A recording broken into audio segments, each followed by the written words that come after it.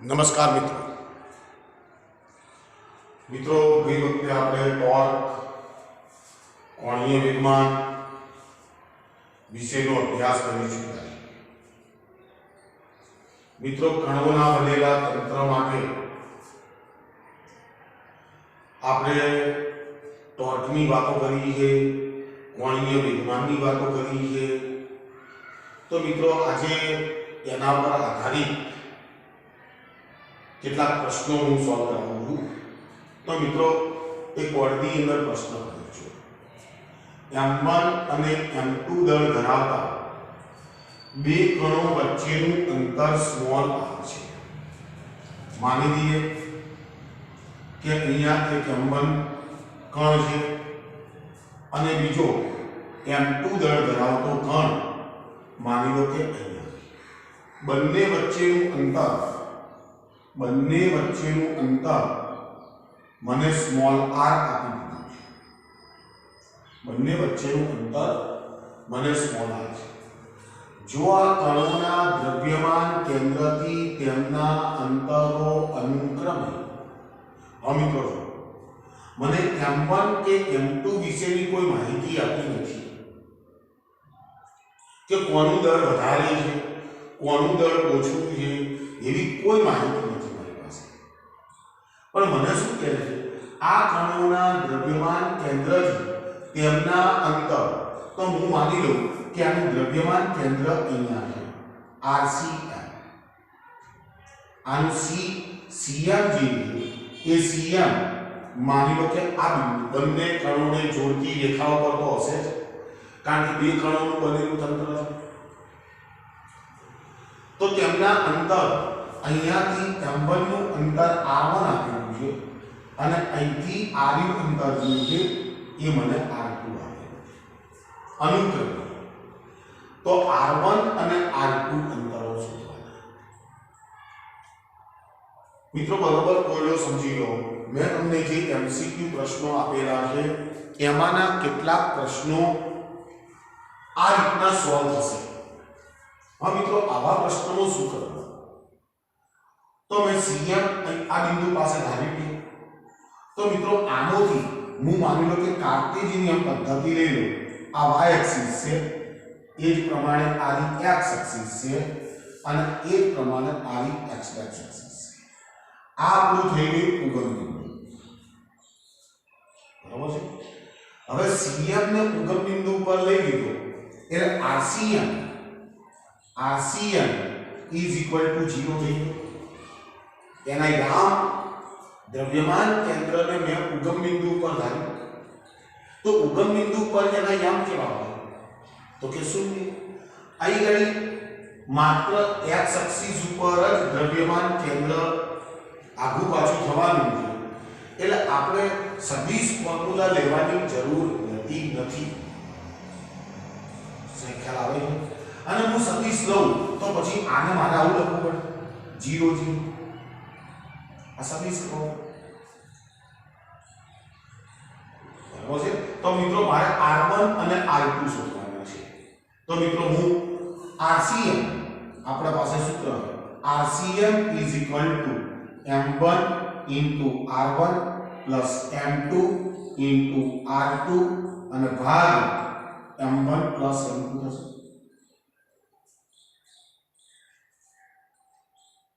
બરાબર?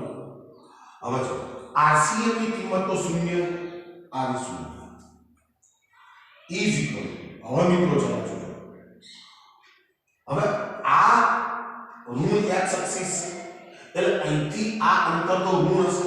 તો મિત્રો હું આમાં પૂછું m1 into r1 into એકમ સદિશ ઓફ y માઈનસ લખી શકો। મિત્રો તમે સદિશ ફોર્મ્યુલા ના લો આની અંદર, તો તમે આની આ વસ્તુ આવી પણ લખી શકો 0 બરાબર માઈનસ m1 into r, કારણ કે x m કેવો ગણાશે માઈનસ। મેં એ સદિશ ફોર્મ્યુલા લખી છે એટલે અહીં ગયું મારે, તો પછી તમને એમ થાય કે RCM કેમ સદિશ છે તો એવું લખ્યું તો 0 આવી બનાવો એનો યામ કેટલો હતો? 0. કયો યામ? x યામ. બરાબર છે? ચલો વધતા. હવે આ યામ પ્લસ છે એટલે m2 r2 એકમ સદિશ શું અને ભાગ્યા આવશે m1 પ્લસ m2. તો આને આ બાજુ લઉં તો બધું શૂન્ય થઈ ગયું. m1 પ્લસ m2 ની કિંમત r નો m તો 0. તો અહીં ગાડી લખી નાખું શૂન્ય is equal to minus m1 into r1. હવે તો i ને ગાડી નાખું પ્લસ m2 ઇન્ટુ r. તો m1 ઇન્ટુ r1 આ બાજુ લઈ m1 into r1 is equal to m2 into r. સમીકરણ નંબર આપી દઉં છું 1. હવે મિત્રો આ પણ એક એમસીક્યુ છે. જો અહીં ગણી આવું લખી શકો m1 ભાગ્યા m2 is equal to r2 ભાગ્યા r1. આવું લખી શકો m2 into r2 m1 into r. એ તો છે. તો કેટલીક વખતે ડાયરેક્ટ હેતુલક્ષી પ્રશ્ન આવા પણ આ રિઝલ્ટ બતાવે છે શું કે m1 ભાગ્યા m2 is equal to r2 ભાગ્યા r1. જો આનો ગુણોત્તર જોઈએ આનો ગુણોત્તર માની લો કે ગ્રેટર ધેન 1. આનો ગુણોત્તર m1 ભાગ્યા m2 ઇઝ ગ્રેટર ધેન 1 તો પછી r2 ભાગ્યા r1 ઇઝ ગ્રેટર ધેન 1 થશે. તો r2 is greater than r1 થશે. સમજો વાત. જો m1 is greater than m2. માન લો કે m1 ની કિંમત m2 કરતા વધુ છે તો ગુણોત્તર ગ્રેટર ધેન બનાવવાનો. તો પછી r2 ભાગ્યા r1 ઇઝ ગ્રેટર ધેન બનાવવાનો. તો એનો અર્થ એ થાય કે આ r2 ની કિંમત જે છે એ r1 કરતા મોટી હોવી જોઈએ. ખ્યાલ આવે છે? r2 ની કિંમત મોટી લઈશું તો પછી એનું સેન્ટર ઓફ માસ જે છે એ m1 બાજુ ખસેડવું હશે. m1 તરફ હશે. ખ્યાલ આવે છે તમને? તો મિત્રો આ જરા જોઈ લો કે એનું દ્રવ્યમાન કેન્દ્ર જે છે એ હંમેશા મોટા ભારે પદાર્થ તરફ. તો આનો આ ભારે કારણ કે m1 by m2 is greater than 1. તેનું સેન્ટર ઓફ માસ m1 તરફ હશે. ચલો ઓકે. હજી m1 ભાગ્યા આપણી પાસે સૂત્ર આવ્યું ઇઝ ઇક્વલ ટુ જો ધ્યાનથી m1 ભાગ્યા m2 is equal to r2 ભાગ્યા r. તો r2 ની કિંમત કેટલી થશે? તો r2 is equal to m1 ભાગ્યા m2 ઇન્ટુ r1 થશે. આવી શોધી શકાય મિત્રો. આ પણ એક એમ છે કેટલીક વખતે તમને r2 અને r1 ની કિંમતો આવી એમસીક્યુ ની અંદર છાપેલી હોય તો તમારે આ સૂત્ર તૈયાર કરવાનું. હવે મિત્રો મારે r1 અને r2 નક્કી કરવા છે. હવે મિત્રો ખાસ ધ્યાન રાખજો મને બે કણો વચ્ચેનું અંતર ટોટલ અંતર આપેલું છે તો કદાચ ટોટલ અંતરના સંદર્ભમાં કંઈક મને પૂછવામાં આવે તો મિત્રો શું કરું હું જરા ધ્યાનથી આ જે સમીકરણ મને મળ્યું છે સમીકરણ નંબર આને લખી સમીકરણ એના છેદમાં હું યોગની ક્રિયા કરું. છેદમાં તો આ ક્રિયા શું થશે? m1 ભાગ્યા m1 plus m2 is equal to r2 ભાગ્યા r1 plus r2. છેદમાં મેં યોગની ક્રિયા કરી. યોગની તો મિત્રો m1 ભાગ્યા m1 plus m2 is equal to r2 ભાગ્યા જો હવે r1 plus r2 r1 plus r2 is equal to r થશે. તો r2 ની કિંમત કેટલી થશે? તો r2 is equal to m1 ભાગ્યા m1 plus m2 કૌંસની બહાર.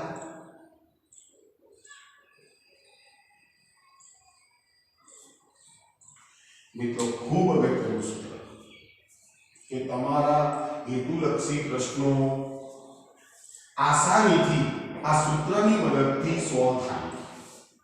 હવે મિત્રો હું માની લો કે અંશનો યોગ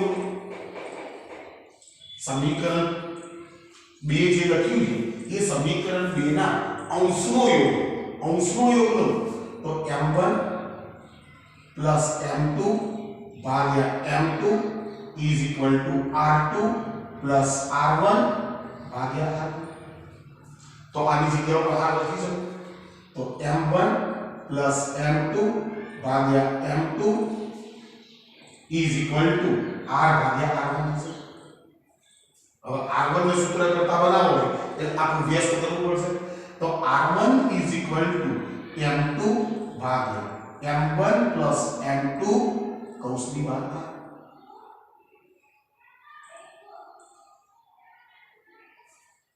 મિત્રો જો r1 તો m2 ઉપર છે r2 તો m1 ઉપર છે. આ ખાસ ધ્યાન રાખજો. એટલે હવે મિત્રો જો આ જો m1 છે આ જો m2 છે આ જો r2 છે આ જો r1 છે. હવે તમારે એ યાદ રાખવું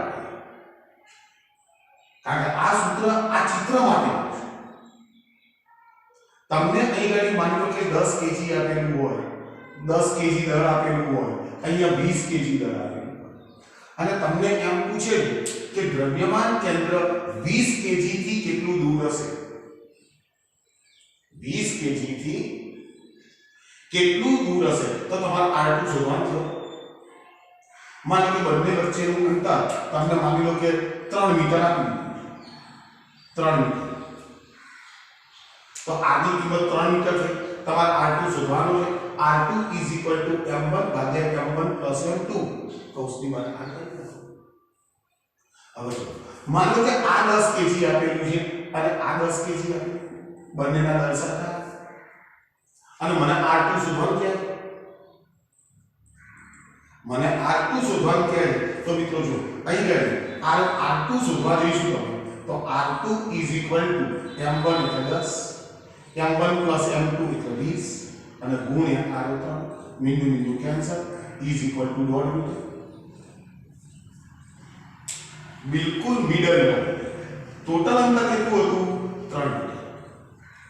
જો બંને દળ સરખા હોય તો એનું દ્રવ્યમાન કેન્દ્ર ક્યાં મળે બિલકુલ મિડલ એના મધ્ય બિંદુ પાસે. બંને કણોને જોડતી રેખા પર તો હોય તો મિત્રો આવા એમસીક્યુ પ્રશ્નો પરીક્ષાની અંદર અનેક વખત હેતુલક્ષી પ્રશ્નોમાં પણ પૂછાયેલું છે. એમસીક્યુ પ્રશ્નની અંદર વધારે પૂછાયેલું છે અને મેં તમને જે 25 26 એમસીક્યુ આપેલા છે એના 2-3 પ્રશ્નો આ થિયરી પ્રમાણે સોલ્વ થાય. ચલો ઓકે ચલો મિત્રો એક બીજો ખૂબ અગત્યનો પ્રશ્ન લેવાનો છે જે આપણા સ્વાધ્યાયની અંદર આપેલો છે. થોડો અઘરો પ્રશ્ન છે. માની લઈએ કે મારી પાસે એક નિયમિત વર્તુળાકાર એક તકતી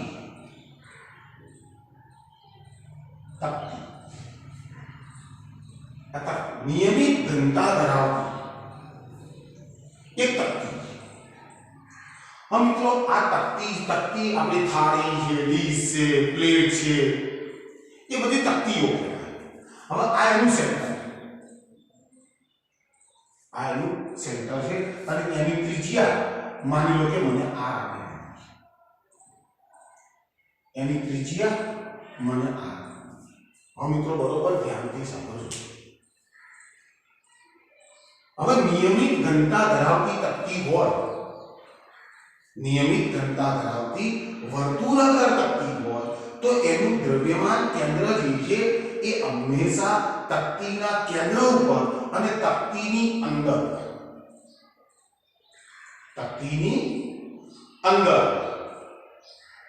તો આનું દ્રવ્યમાન કેન્દ્ર જે છે એ પણ તકતીની કેન્દ્ર ઉપર અને તકતીની અંદર હશે. ફરી કહું છું મિત્રો નિયમિત ઘનતા ધરાવતી તકતી માટે જ આ વસ્તુ સાચી. नहीं तो જે બાજુ ઘનતા વધારે હોય એ બાજુ એનું સેન્ટર ઓફ માસ જે છે એ ખસવા માંડે.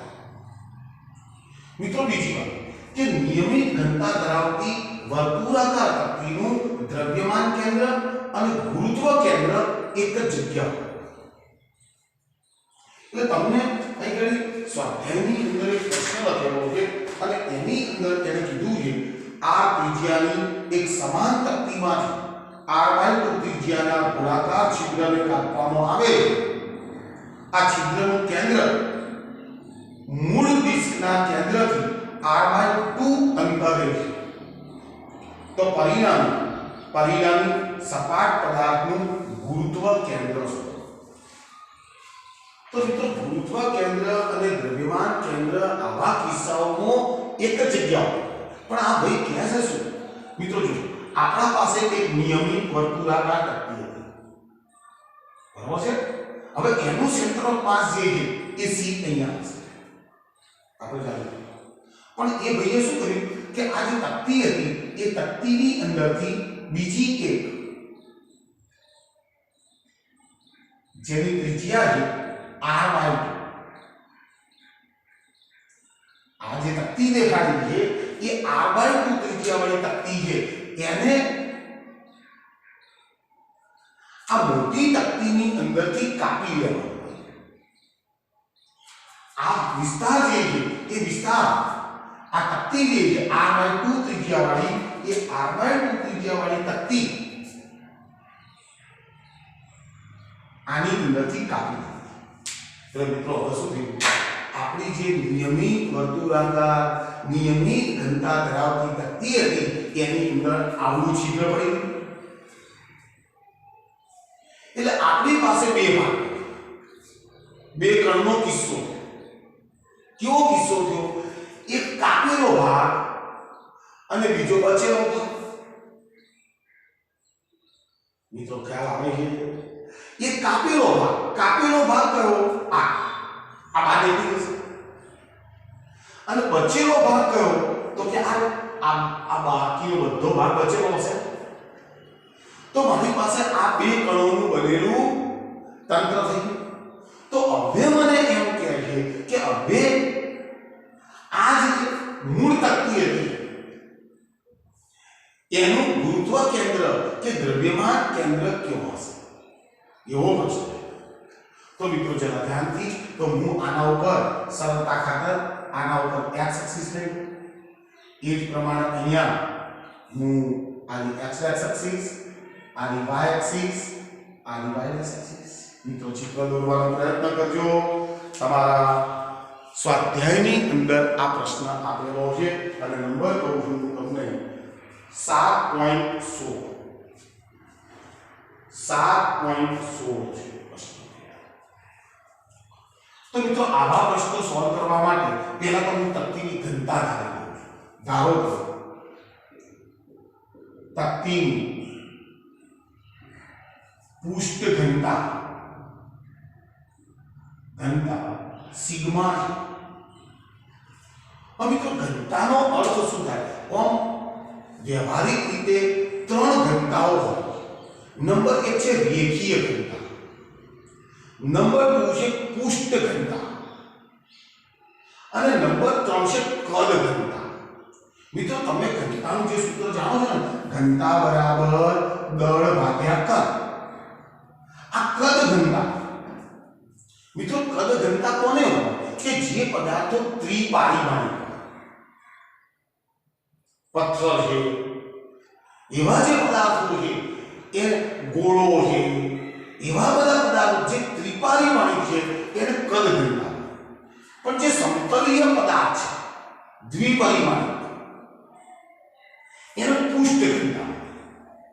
તો મિત્રો પૃષ્ઠ ઘનતાનું સૂત્ર કેવું બને? તો પૃષ્ઠ ઘનતા is sigma is equal to દળ ભાગ્યા ક્ષેત્રફળ. મિત્રો આ દાખલામાં સમજવા જેવી વાત છે. તો પૃષ્ઠ ઘનતા સમતલીય પદાર્થ. તો મિત્રો પૃષ્ઠ ઘનતા sigma is equal to capital M ભાગ્યા, હવે આનું ક્ષેત્રફળ મૂળ તક્તી એટલે પાઈ r સ્ક્વેર. चलो મિત્રો કમ્પ્લીટ છે તો આ તકતીનું ટોટલ દળ કેટલું હશે તો m પાઈ r સ્ક્વેર ઇન્ટુ સિગ્મા આ તકતીનું ટોટલ દળ જે છે એ પાઈ r સ્ક્વેર ઇન્ટુ સિગ્મા ચલો મિત્રો ઓકે છે હા મિત્રો બરાબર ધ્યાનથી સમજો હવે મારી પાસે બે ભાગ એક છે વધેલો અને બીજો છે કાપેલો ભાગ તો હું કોઈ પણ એકને m1 કહી દઉં અને બીજાને હું m2 કહી દઉં બરાબર તો કાપેલ ભાગનું દળ જોજો કાપેલ ભાગ કાપેલો આવે છે તો એનું દળ શોધવું તો એના દળને હું m1 કહી એના દળને હું m1 કહી દઉં તો મિત્રો જરા ધ્યાનથી જોજો મારી પાસે આખી તકતીનું દળ આટલું તો આની ત્રિજ્યા કેટલી છે r/2 તો ભાઈ કાપેલ ભાગનું દળ m પાઈ r/2 આખાનો સ્ક્વેર ઇન્ટુ સિગ્મા જેટલું હશે આની ત્રિજ્યા r છે આની કાપેલો ભાગ કેટલો છે r/2 ત્રિજ્યા તો આનું દળ કેટલું થશે pi r square sigma by 4 तो pi r square sigma by 4 pi r square into sigma is equal to m by 4 થશે મિત્રો બરોબર છે જરા ગણતરી જોઈ લેજો તમે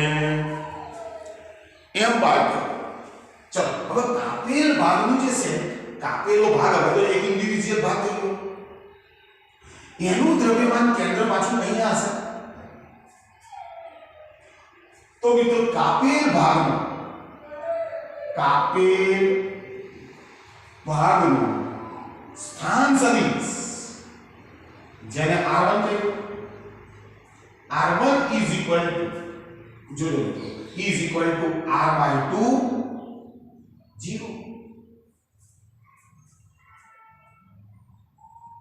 મિત્રો બરોબર છે ને એનો એક્સએમ કેટલો હશે આ કે x છે x તો એનું સેન્ટર ઓફ તો અહીં છે સેન્ટર ઓફ માસ એટલે એનો અહીંયા હશે r/2 અને y કેટલો હશે 0 તો આ કાપેલ ભાગ પતી ગયો હવે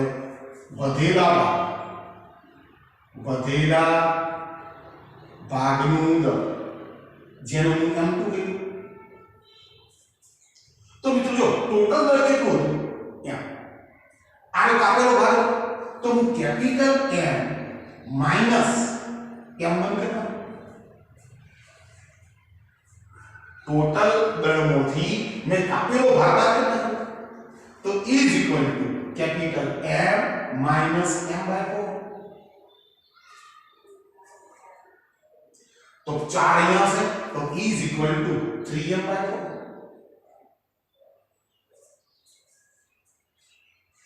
चलो ये कंप्लीट है चलो હવે વધેલા ભાગનું स्थान सदिश જેને r2 કહીએ r2 is equal હવે મિત્રો ધ્યાનથી બરોબર સમજો r2 તો મારે વધેલા ભાગનો તો શોધવાનો જો હું સંપૂર્ણ તકતી લઉં મિત્રો ધ્યાનથી સંપૂર્ણ તકતી લઉં તો એનો સેન્ટર ઓફ માસ તો અહીંયા હશે બરાબર છે તો અહીંયાથી હું એક વાત ઉમેરું છું સંપૂર્ણ તકતી માટે RCM is equal to 0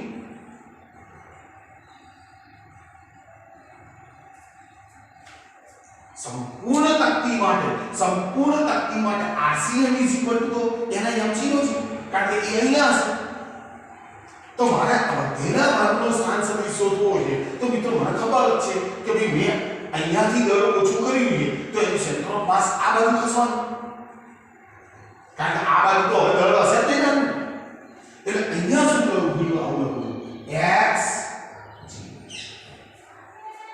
મિત્રો આ વસ્તુ એક વખત તમને વ્યવસ્થિત ખબર પડવી જોઈએ તો મિત્રો ધ્યાનથી હવે હું સૂત્ર લઈ લઉં છું RCM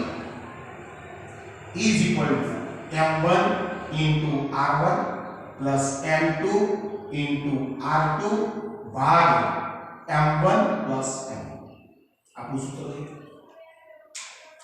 તો મિત્રો હવે બધી કિંમતો અંદર હું મૂકી દઉં છું, અંદર હું કિંમત તો RCM is equal to 0 0 is m1 એટલે m/4 કૌંસ r1 એટલે r/2 0 m2 એટલે પ્લસ 3m/4 x0 કમ્પ્લીટ અને ભાગ્યા m1 plus m2 બચેલો ભાગ વત્તા કાપેલો ભાગ એ તો આખી તકતીનું ટોટલ દર થઈ જશે કેપિટલ M। મિત્રો ખૂબ અગત્યની વાતો છે।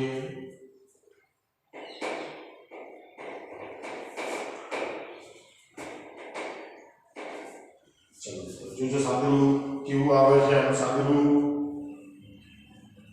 મિત્રો જો હવે આ એમને આ બાજુ લઈ દઈશ એટલે બધું 0 થઈ જશે 0 0 is equal ચલો m/4 ને અંદર એટલે mr ભાગ્યા 8 અને 0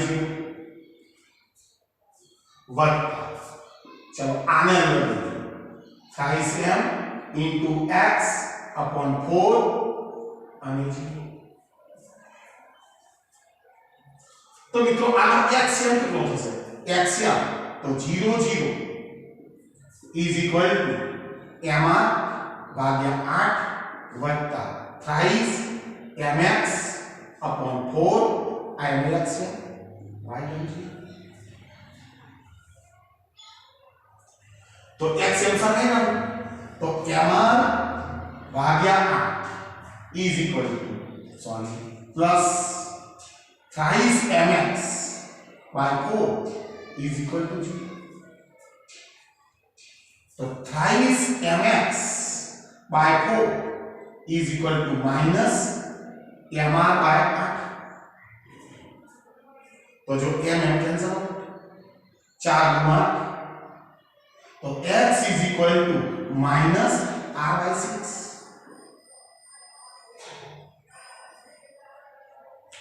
આ તગડો નીચે જશે એટલે r by 6 થઈ જશે। તો મિત્રો જે બચેલો ભાગ હતો વધેલો ભાગ તો વધેલા ભાગનો સ્થાન સદિશ r2 is equal to આપણે x0 લીધો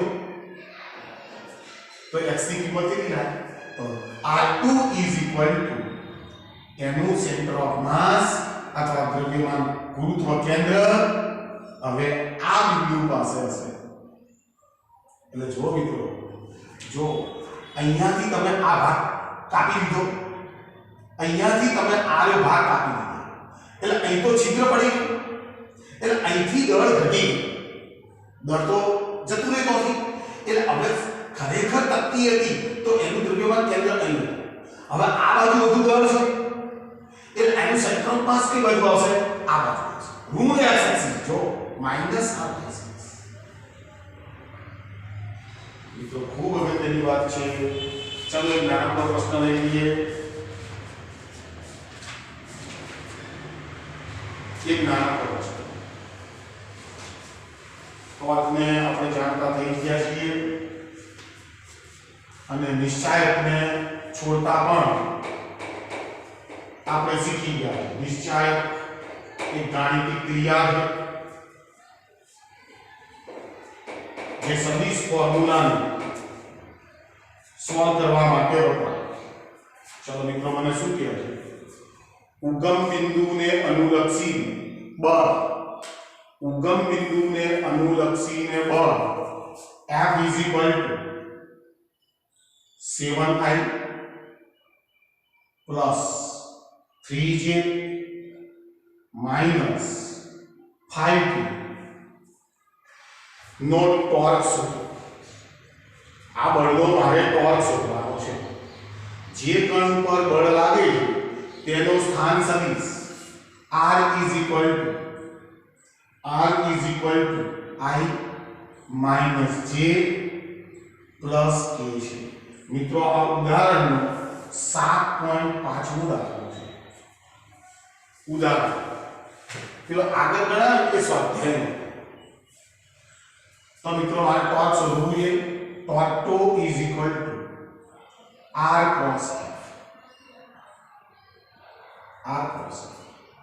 Therefore torque tau is equal to I j k. अब r ना याम r નો याम 1 -1 અને 1 અને f ના याम 7 3 અને -5. આ મિત્રો ખાસ torque tau is equal to જોજો तो पहला i घटक लेવાનો, i નો થોડો ઢાકી દેવાનો, i ની હાર ઢાકી દેવાની, 5 * 5 માઈનસ માઈનસ પ્લસ થઈ જશે. 3 * 3 -3. મિત્રો આ ક્રિયા સમજી ગઈ. મારે માઈનસ કરવાનું છે એટલે આ ઘટકનો ગુણાકારમાંથી આ ઘટકનો ગુણાકાર બાદ કરવાનો. ચલો વચ્ચેનું પદ કાયમ માટે માઈનસ કૌંસ એનો થોડો ઢોકી નાખો, એની હાર ઢાંકી નાખો. 5 * 5 પણ માઈનસ, 7 * 7 પણ માઈનસ. માઈનસ કરવાનું ને.